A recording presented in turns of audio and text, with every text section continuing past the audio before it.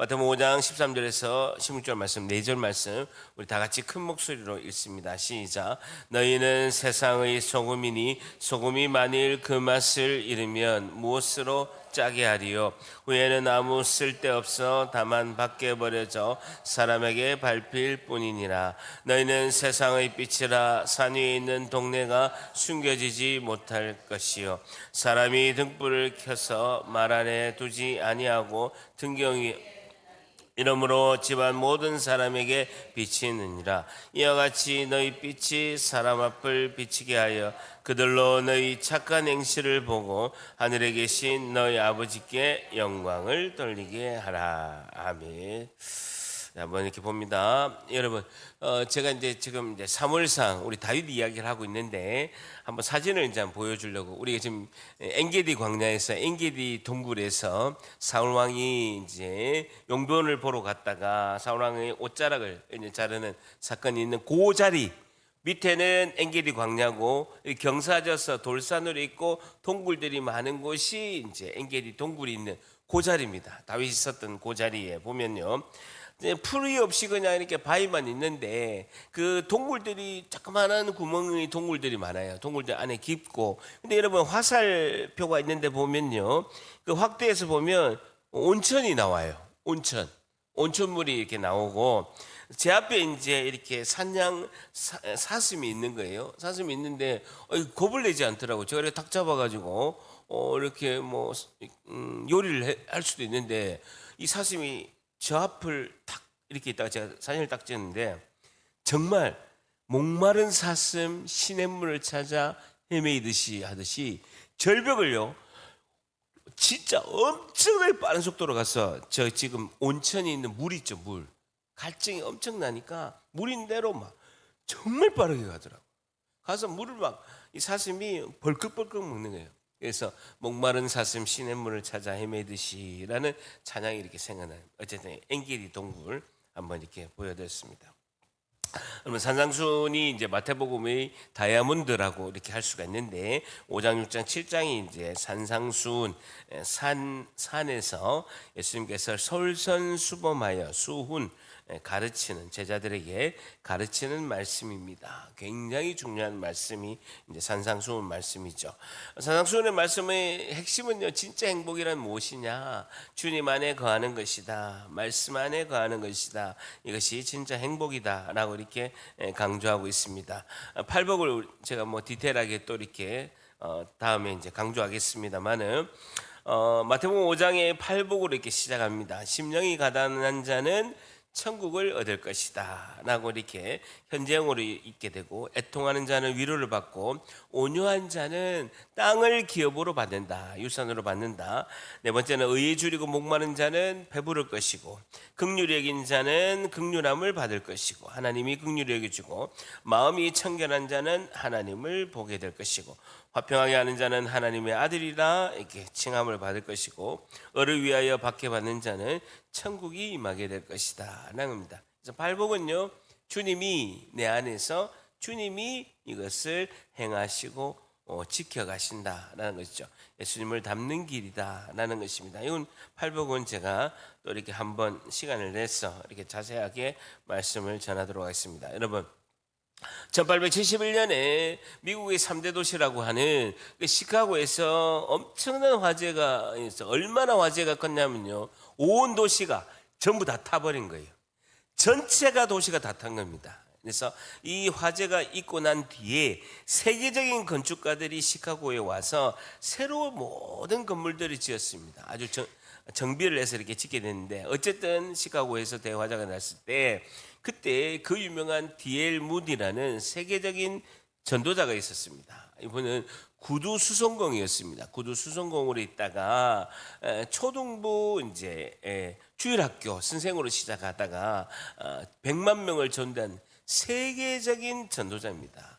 D.L. 무디가 복음을 전할 때는요, 엄청난 많은 그 복음이 열매가 맺는 일이 있게 되고, 시카고의 제일 시내 중심에 보면요, 무디 신학교가 있습니다. 무디 재단에서 만든 무디 바이블 칼리지라고 아주 유명한 신학교가 있습니다. 우리 김성현 목사가 거기 이제 무디 바이블 칼리지 이제 출신이죠. 전액 장학금을 받아서 이제 공부를 했는데 어쨌든 이분이 시카고에 이제 큰 교회도 세우고 아주 이제 구제 사역을 위해서 고아원과 많은 건물들을 세워서 구제 사역도 하고 복음을 이제 전하고 교회에서 엄청난 부흥의 역사가 있습니다. 근데 다 타버린 거예요.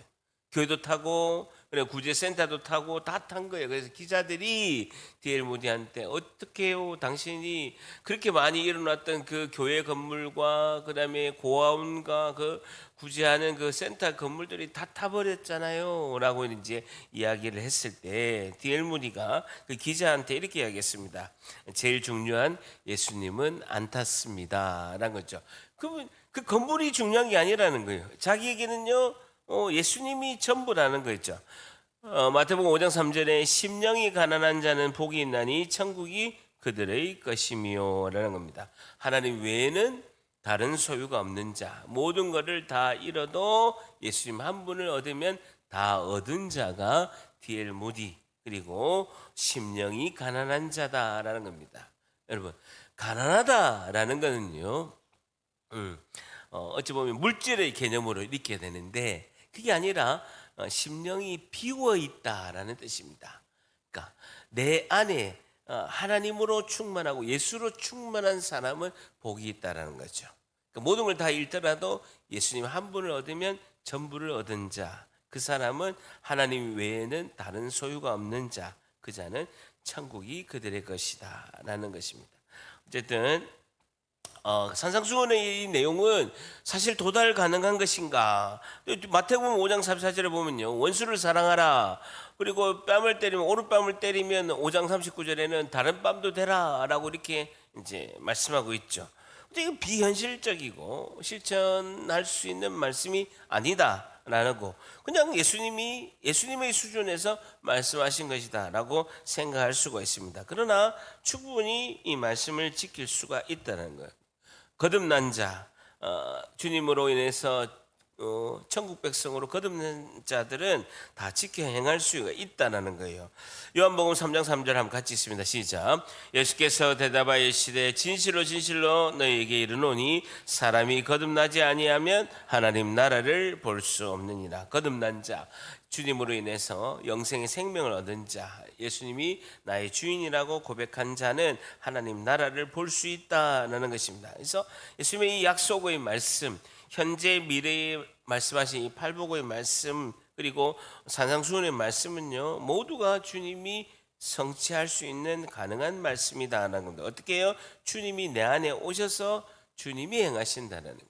예수님의 가르치심은요 오늘 우리에게 하신 말씀이고 2000년 전에 제자들에게 하신 말씀인데 이 말씀은 실현 불가능한 말씀이 아니라 주님이 내 안에 오셔서 주님이 행하신다라는 거예요. 여러분 우리 안에 선한 것이 없습니다. 내 안에 선한 것이 없고 내가 뭔가를 행한다고 하더라도 그 선한 행동을 내 의지나 자기 의로 하게 되면 결국 그것도 선이 아닙니다. 그것도 죄의 한 부분이라고 할 수가 있는 거죠. 그러니까 내가 심령이 가난한 자, 주님께 내 마음을 내어드린 자, 주님이 내 안에 오셔서 주님이 선한 뜻으로 행하시는 것을 내가 내어드리는 자. 여러분 종이 한 장 차이입니다. 내가 선한 일을 했는데 자기 의를 드러내고 내 이름을 높이면요 그것 또한 죄라고 할 수가 있는 겁니다. 오직 하나님께 영광을 올려드리고 주님이 하심을 지난주에 우리 수요예배 때 뭡니까? 은밀하게 하라.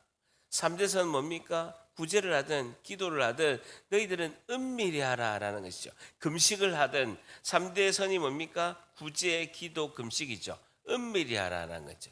그러면 하나님께 영광 드리고 우리가 상급이 있는 거예요.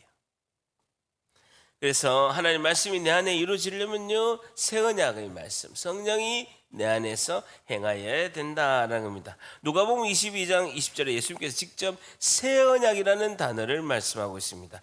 자, 한번 22장 20절 같이 있으면 시작. 저녁 먹은 후에 잔도 그와 같이 하여 이 잔은 내 피로 세우는 새 언약이니 곧 너희를 위하여 붓는 것이다 라는 겁니다. 내 피로 내가 생명을 걸고 목숨을 걸고 반드시 지켜 행할 새 언약이다.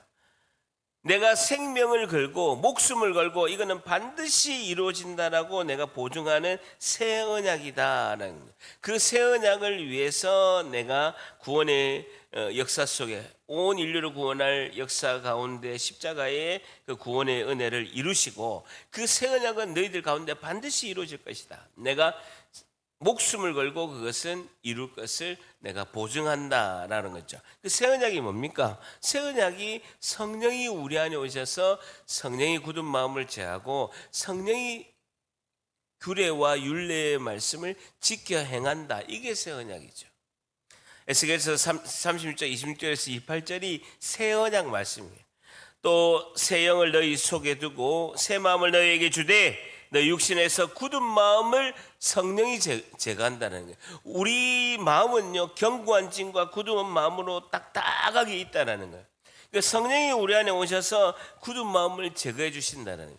그래서 우리 마음을 부드러운 마음으로 한다는 거죠. 내 고집과 아집을 내려놓고 내 생각의 가치관으로 모든 것을 행하는 것을 하나님께서 내 안에 오셔서 하나님의 생각과 하나님의 판단으로 우리 주일의 설교가 뭡니까? 나의 판단이 아니라 하나님의 판단으로 행하는 거예요.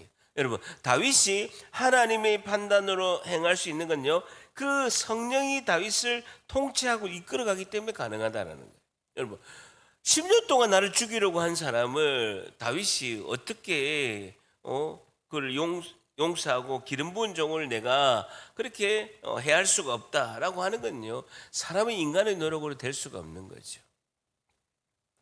자, 또 내 영을 너희 속에 두어서 너희로 내 율례를 행하게 하리니 너희가 내 규례를 지켜 행할지다. 그것이 뭡니까? 성령이 우리 안에서 율례와 규례의 말씀을 지켜 행하신다라는 겁니다. 그렇게 되면 내 백성이 되고 나는 너희의 하나님이 되리라. 이 새 언약이 이루어지는 것을 내가 내 피로 내 생명으로 약속을 지키겠다라고 예수님께서 최후의 만찬에서 새 언약이라는 단어를 말씀하시고 제자들에게 약속을 하신 것이죠. 그래서 예수님께서 십자가 죽으시고 부활하신 후에 40일 동안 보이시다가 하늘에 승천하실 때 내가 가는 것이 유익하다. 내가 가야 성령이 오신다라는 거예요. 내가 가야 하나님의 영이신 성령이 오신다라는 거예요. 그렇게 주님께서 말씀하신 거죠. 자, 오늘 마태복음 5장 13절에서 16절에는요. 우리는 세상의 소금이다. 너희는 세상의 빛이다라고 예수께서 말씀하고 있습니다. 소금과 빛이다라고 우리의 존재는요. 소금과 빛이다라고 이렇게 주님이 말씀하고 있는 것입니다. 소금 뭡니까? 여러분 단맛, 신맛, 매운맛, 짠맛이 있지만 짠맛은요 소금으로만 낸답니다.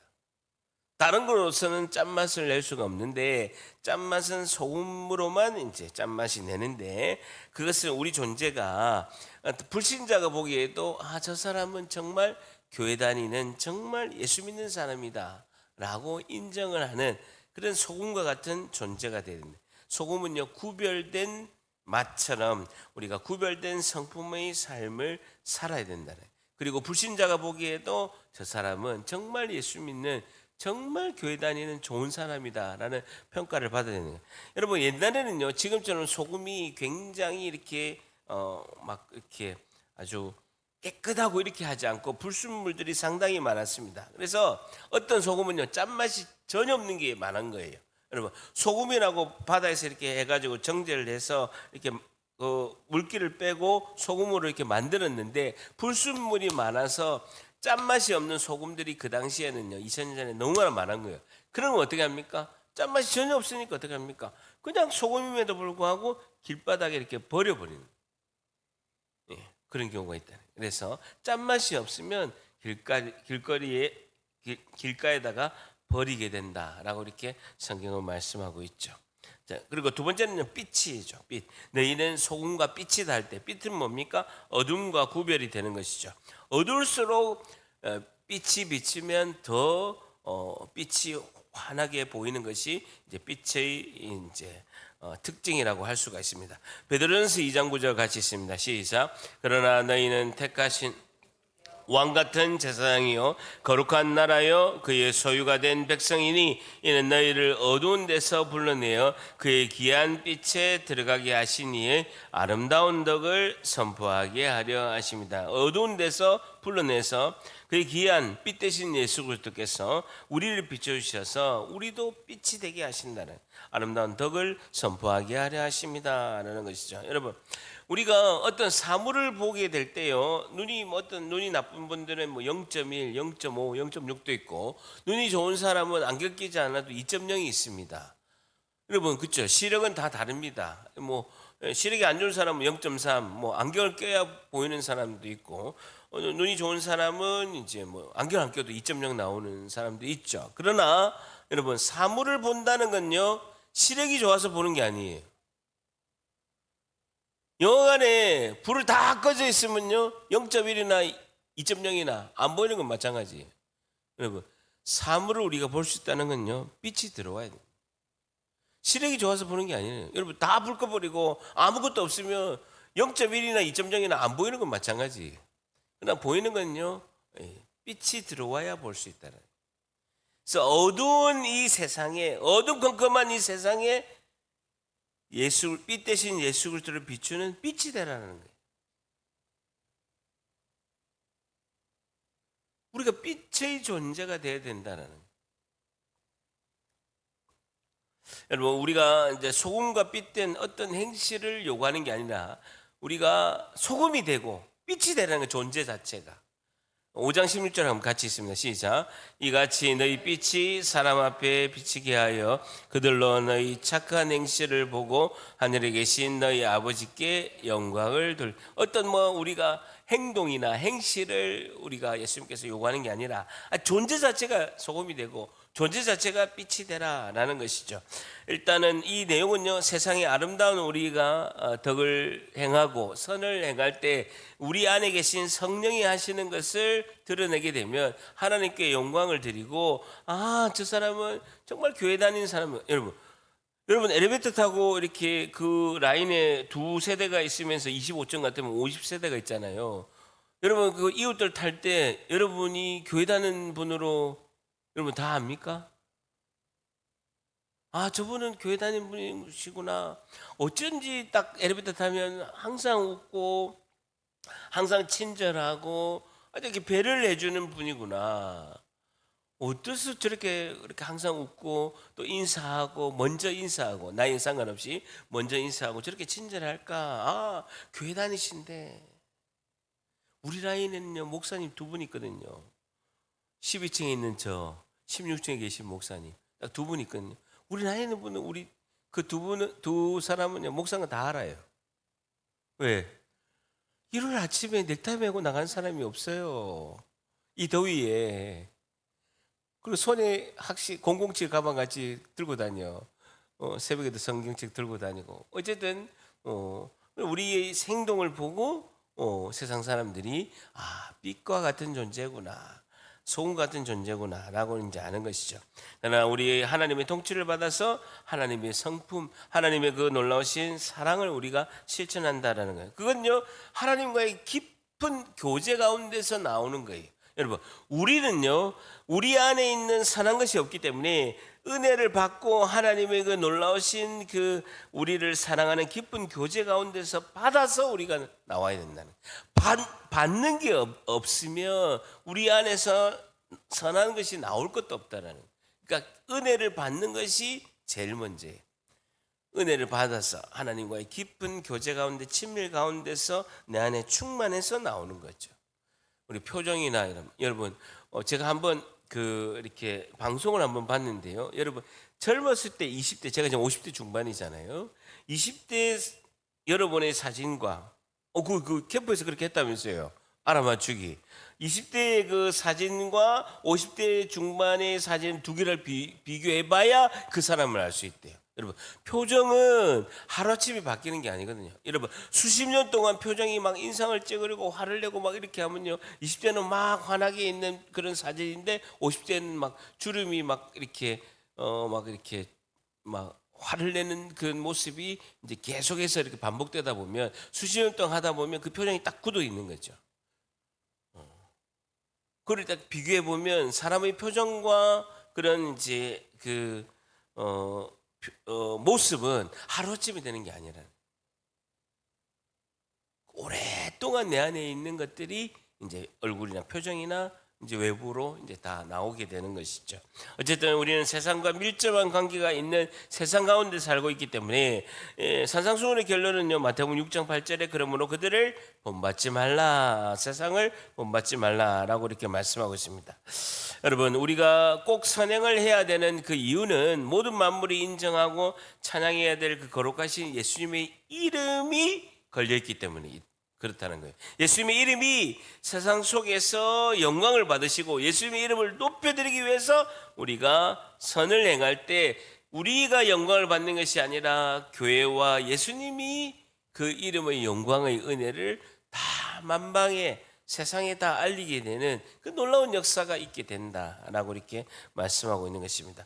데살로니가후서 1장 12절 한번 같이 읽습니다. 시작. 우리 하나님과 주 예수 그리스도의 은혜대로 우리 주 예수의 이름이 너희 가운데서 영광을 받으시고 너희도 그 안에서 영광을 받게 하려 합니다 라는 것이죠. 우리 주 예수의 이름이 너희 가운데서 영광을 받으시고, 첫 번째는 우리 가운데서 영광을 받으시고 너희도 그 안에서 영광을 받게 하려 하십니다. 그러니까 우리의 모든 모습은 하나님 아버지와 예수님의 이름이 다 걸려 있는 거예요. 우리가 잘못하면요, 교회 욕 듣고 하나님의 영광을 가리는 것이다 라는 겁니다.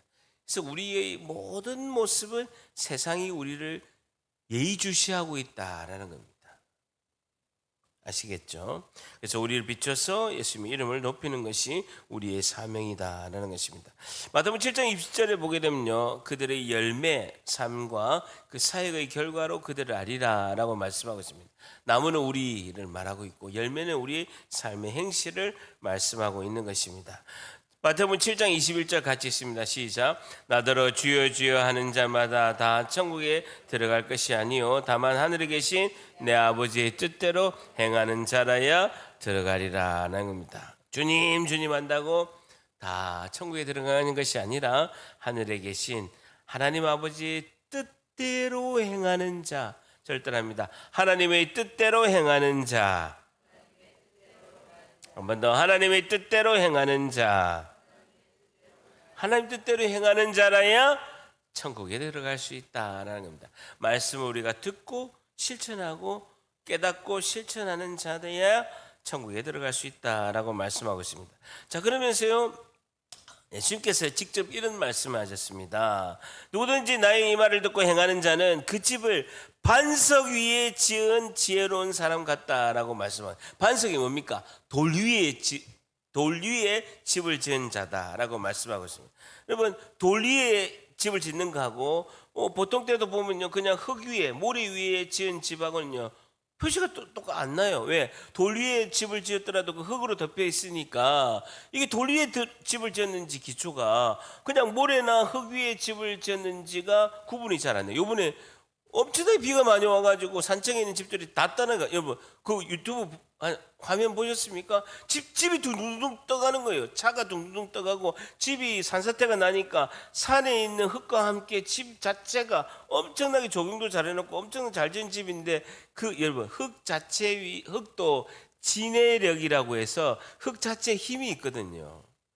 그래서 주택 같은 경우에는 대부분이 단단한 그 원땅 흙 위에다가 집을 짓는 경우가 많이 있습니다. 대부분이 자갈을 한 30cm 깔고 진해력이 나오면 그 땅이 견딜 수 있는, 집을 견딜 수 있는 힘을 진해력이라고 하는데, 그렇게 하면 그냥 집을 짓는 거예요. 근데 문제는 뭐냐면요, 그 땅 자체가 비가 오고 비가 오고 막 폭풍이 치게 되면 그 흙이 쓸려 내려가니까 그 어마어마하게 지은 집이 그냥 둥둥둥 떠내려가는 거예요.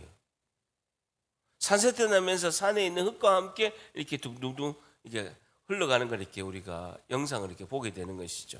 비가 내리고 창수가 나고 바람이 불어서 인생의 환난과 고통이 올 때 그 든든하게 말씀 가운데 기도 가운데 서 있는 집이 아니면 그대로 그냥 표류하는 그냥 배처럼 그냥 흘러가는 경우가 많이 있다는 거예요. 그 집에 부딪히되 무너지지 아니하리니 이는 주체를 반석 돌 위에 지은 집이기 때문이다. 나의 이 말을 듣고 행하지 아니하는 자는 그 집을 어디에요? 모래 위에 지은 어리석은 사람 같다는 게. 몇 억짜리 집을 지었는데 모래 위에 지으면요, 평소에는 비가 안 오고 이러면요 아무런 일이 일어나지 않습니다. 근데 환난과 고통이 우리 인생에 오게 되면요, 모래 위에 있는 집은요 다 떠내려가게 돼 있다는 거예요. 비가 내리고 창수가 나고 바람이 불어서 그 집에 부딪힘에 무너져서 그 무너짐이 심하니라라는 겁니다. 여러분, 집이 보이지만 밑에는 모래 위에 있는 집이에요. 위에는요 돌 위에 지은 집이에요. 똑같이 수억을 들여가 집을 짓더라도 완전히 다르다는 거예요. 보통 때는요 똑같이 보여요. 근데 인생의 고난과 역경이 확 불어버리면요, 시험 들면요 바로 표시가 나는 거죠. 하나님을 저버리고 교회부터 안 나오고 그런 경우가 있다는 것이죠. 그래서 창수가 불고 막 폭풍우가 치고 막 홍수가 나게 되면 모래 위에 있는 집은요 모래와 같이 다 떠내려가는 거예요. 근데 돌 위에 지은 집, 말씀과 기도로 든든히 서 있는 집은요 끄떡없다라는 거예요. 그럼 중국에 여러분 아파트가 이제 흙 위에다가 그 아파트 엄청난 아파트가 있는데 그걸 빠이를 박아가지고 그 아파트를 지었는데 빠이를 어디까지 밑에 전봇대 같은 빠이를 어디까지 내려야 되냐면요 맨 밑에 있는 돌까지 내려야 되는 거예요. 근데 빠이를 아무리 박아도 돌까지 가기에는 너무 머니까 그냥 빠이를 박다가 대충 빠이리 건축 용어를 오늘 좀 많이 쓰네요. 파일 전봇대 같은 건데 그게 밑에 있는 돌까지 닿아야 돌까지 원래는 아파트가 닿아야 되는데 너무 머니까 그 전봇대 같은 거를 돌 위에다가 딱 놓고 그 위에다 지지를 해서 있게 되는데 파일을 박다 보면요 아무리 박아도 밑에가 엄청나게 이렇게 깊은 경우에는요 중국에는 대충 짓잖아요. 그리고 파일 박다가 그냥 그 위에다 그냥 아파트 지은 거예요. 태풍이 온 거야. 아파트 넘어져 버렸어. 전혀 안 믿으시네. 보세요. 아파트 넘어져 버렸어. 밑에 파일 박혀 있죠. 이거 파일 박혀 있잖아요. 파일. 저번에 같은 거 박혀 있잖아요. 근데 그 밑에 뭐야? 모래. 더 길게 해가지고 바위에다가 박아야 되거든요. 그럼 바위하고 이 전봇대하고 건물하고 딱 하나가 돼야 되는 거예요. 그럼 아무리 뭐 태풍이 오고 흙이 다 쓸려가도 그 자체에 지지하고 있기 때문에 건물이 움직일 수가 없다고요. 여러분, 아파트 자체가 통으로 넘어간 경우가 있다는 거죠. 그래서 반석 위의 집은요, 주님의 말씀을 듣고 지키는 사람, 말씀 가운데 있는 사람을 말씀하고 있는 것입니다. 반석 위의 집은 예수님의 말씀을 듣고 지키는 사람이라는 거죠. 그리고 신앙의 중요한 결론은요, 성령을 따라서 순종하는 것이 중요하다. 여러분, 왜 우리는 설교를 하면 말씀이 목사님이 이렇게 해석을 하고 성경의 말씀이 있으면 그렇구나 라고 깨닫잖아요. 근데 우리가 이제 예배를 때 보면요, 무리와 제자가 같이 있어요. 더 아이러니한 건요, 불신자도 있어. 불신자는요, 가족 때문에 마지못하고 와가지고 어쨌든 자리는 지켜줘요. 근데 들을 마음이 없는 거예요. 두 번째는 근데 말씀이 이렇게 선포되고 이러면 목사님이 이렇게 설교를 이렇게 잘 이렇게 말씀을 가르쳐 주는구나 깨달아. 삶은 전혀 변하지가 않은 거예요. 무리라고 할 수가 있죠. 제자는 말씀을 깨닫고 실천을 최선을 다해서 해보는 거예요. 잘 안 되지만 한번 해보려고 하는 거예요. 이번 주에 그러면 용서해라. 내가 뭘 판단하려고 하는데 선택하기 위해서 하나님의 판단으로 해야 된다. 나의 판단이 아니라 하나님 판단으로 해야 된다. 그래서 기도하고 하나님 판단으로 해가지고 어쨌든 매주 선포된 말씀을 이렇게 애써서 실천하는 사람이 있어요. 근데 왜? 말씀을 깨닫는데 자기의 가치관과 자기 생각이 갇혀가지고 전혀 실천을 안 해. 말씀은 무슨 말인가 다 알아. 왜 그럴까요?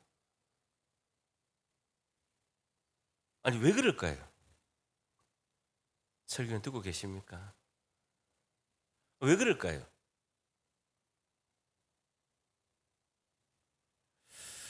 저는요, 굉장히 그거에 대한 고민이 많았어요.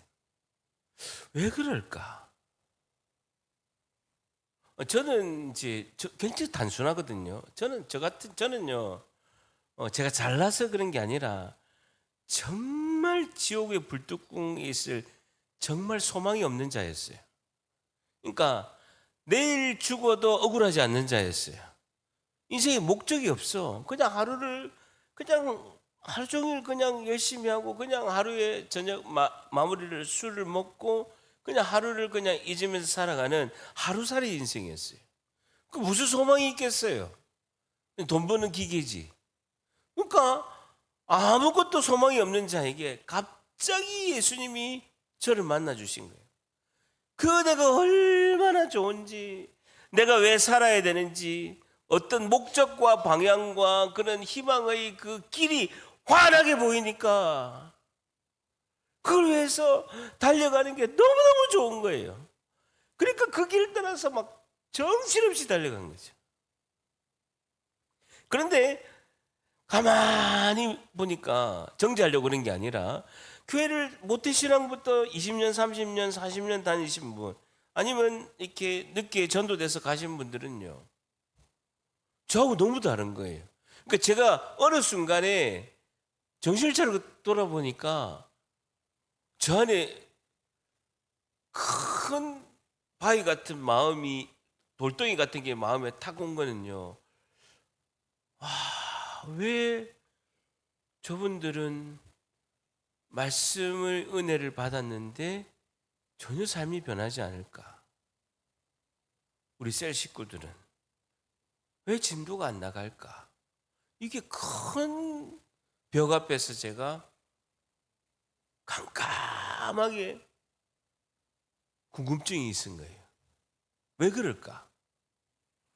하나님 은혜 가운데 있으면 하나님이 주시는 그 은혜로 충만하고 굉장히 성령 충만해서 신앙생활하는 그런, 그리고 이렇게 그 하나님의 그 놀라우신 은혜를 경험하면서 너무너무 좋을 것인데 왜 그럴까라는 궁금증이 있었죠. 왜 그럴 것 같아요? 네? 한번 아무 이야기니까 한번 해보세요. 왜 그럴까요?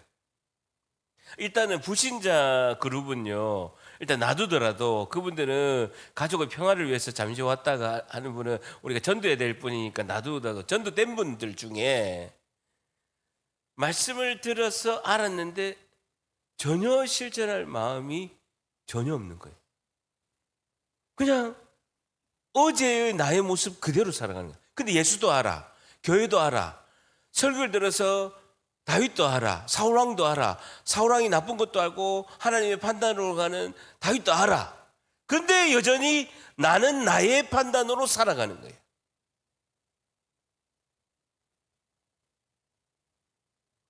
왜 그럴까요?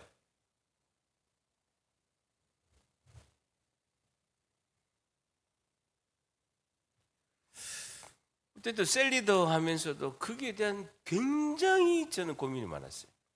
목회자가 되면서도 굉장히 고민이 많았어요. 왜 그럴까요?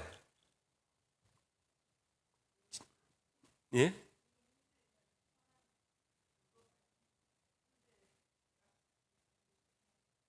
아,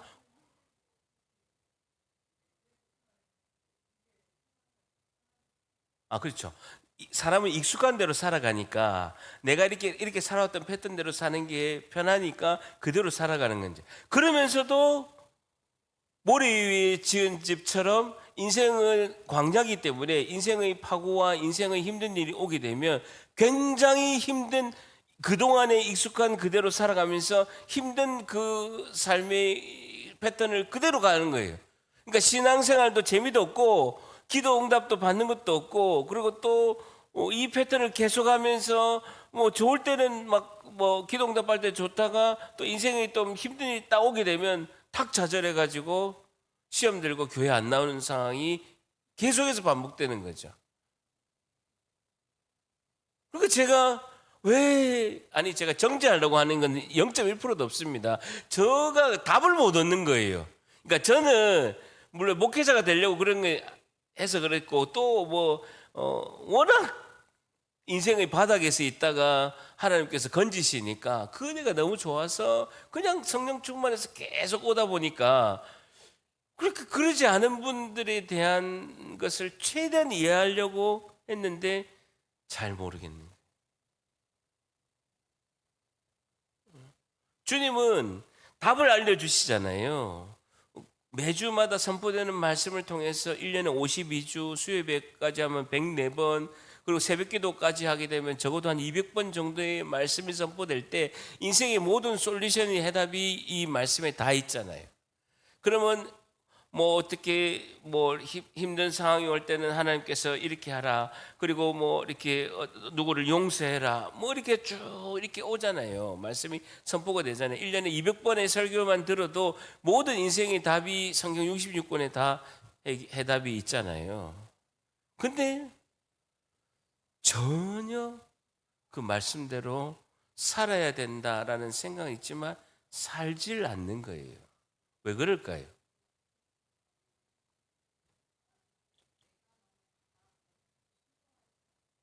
그러니까 내가 너무 강하고 순종하지 않기 때문에, 순종하고 내 자신을 내어드리고 심령이 가난한 자가 되면 하나님께서 영광 가운데 은혜로 임하셔서 그 말씀을 선포하신, 말씀을 주신 그 하나님께서 우리를 통치해서 이끌어가는 것을 경험하게 되잖아요.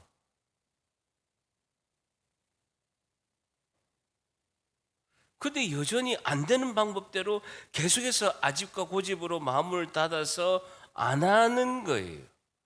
성령이 내 안에 오셔서 굳은 마음을 제하려고 하는데 또 거부하는 거예요. 성령이 내 안에 오셔서 규례와 윤리의 말씀을 지켜 행하려고 하는데 자기가 맡고 있는 거예요.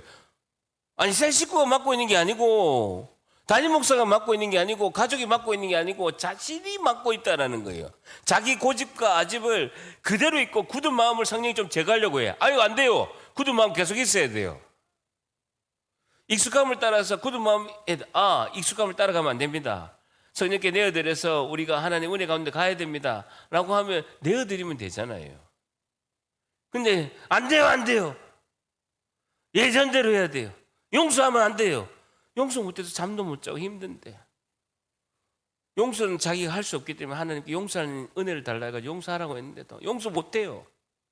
그리고 여전히 그 눌림과 그 영적으로 그 압제된 그 엄청난 바위 덩어리를 평생 짊어지고 사는 거예요.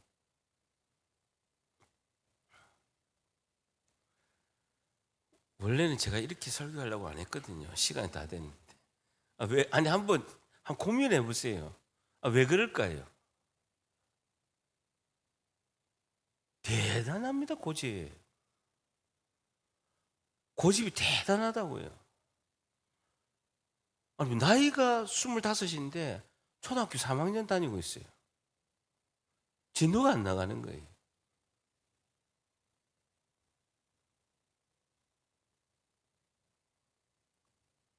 아니, 왜 그럴까요?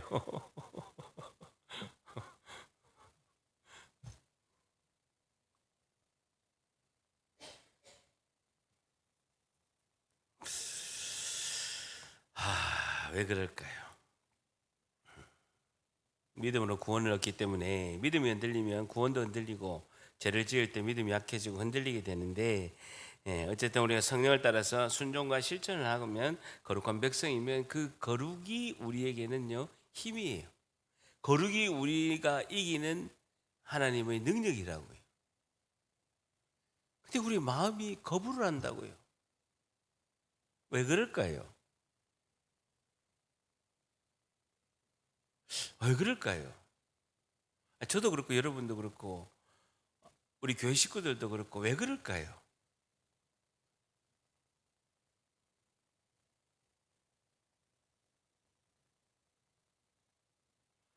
결국은요, 익숙함이에요. 사람은 깨닫고 아는 대로 사는 것이 아니라 익숙함을 따라가는 거예요. 상처의 익숙함은 상처를 계속 받는 루틴의 삶을 살게 되고, 그리고 좌절과 실패와 안됨을 익숙하면요, 신앙의 실패의 패턴을 계속 따라갑니다. 여러분, 신앙에 승리하고 내가 하나님의 영광 가운데 승리해서 돌파해서 한 데이터에 익숙하면요, 계속 그렇게 그 데이터대로 신앙의 패턴이 이어져 갑니다. 그러니까 승리에 익숙함이 없는 거예요.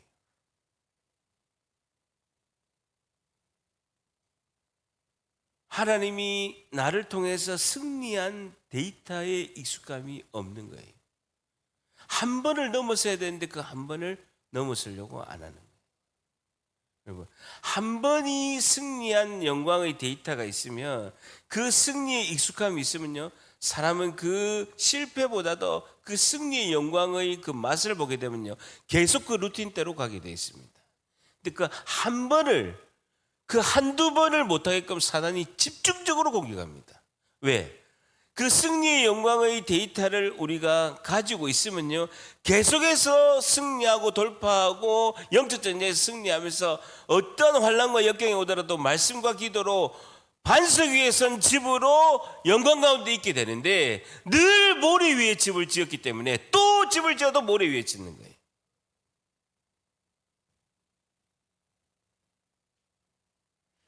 그 승리의 데이터가 없는 거예요.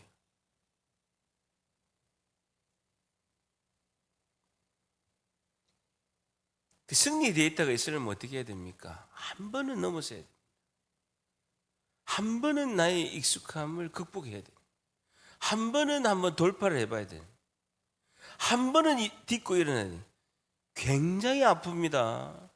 굉장히 힘들고 굉장히 아프고 굉장히 숨이 쪼여오는 고통을 느낍니다. 그런데요, 그 임계점을 한번 넘으면 승리하고 영광 가운데 있게 되면요, 다시 또 돌파할 힘이 나오는 거예요. 왜? 예전에도 승리했거든요.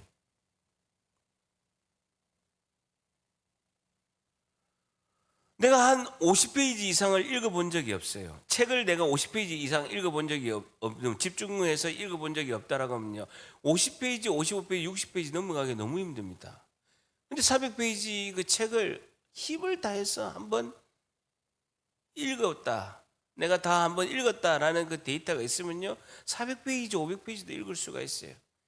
근데 50페이지를 한번 넘겨보지 못하면요, 50페이지만 가면 책을 덮는 거예요.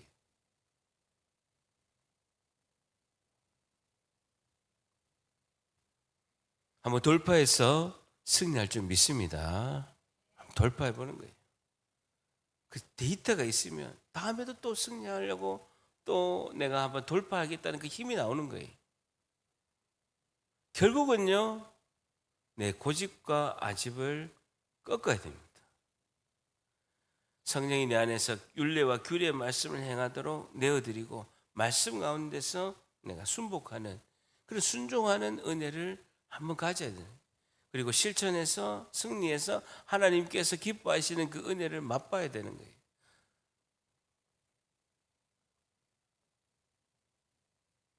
이 은혜가 여러분 모두에게 임하시기를 예수님의 이름으로 간절히 축복합니다.